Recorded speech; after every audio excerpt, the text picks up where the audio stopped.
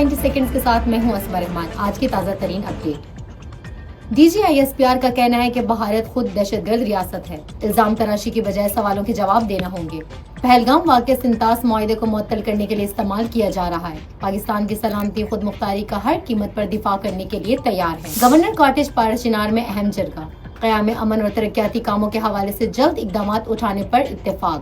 تفصیلات کے مطابق چیف سیکرٹری خیبر پختونخوا شہاب علی شاہ، آئی جی کے پی، کمشنر کوہاٹ، جی او سی 9 ڈیف، آر پی او کوہاٹ اور دیگر اعلیٰ حکام کے ساتھ قبائلی عمائدین بھی شامل تھے۔ بنوں میں دہشت گردوں اور سی ٹی ڈی پولیس کے مابین فائرنگ کے تبادلے میں 13 اہلکار شہید جبکہ 2 دہشت گرد ہلاک۔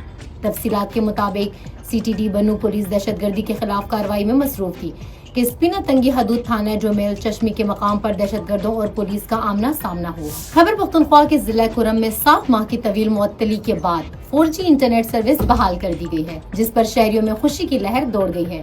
ضلعی انتظامیہ کے مطابق 28 ستمبر 2024 کو علاقے میں کشیدہ حالات کے باعث 4G انٹرنیٹ سروس معطل کی گئی تھی، تاہم اب صورتحال میں بہتری کے بعد سروس کو بحال کر دیا گیا ہے۔ ڈپٹی کمشنر کرم کا کہنا ہے کہ ضلع میں پائیدار اور دیرپا امن کے قیام کے لیے ہر ممکن کوشش کی جائے گی۔ اسرائیل میں مقبوضہ بیت المقدس کے قریب جنگلات میں خوفناک آگ بھڑک اٹھی، جسے دہائی کی سب سے بڑی آگ قرار دیا جا رہا ہے۔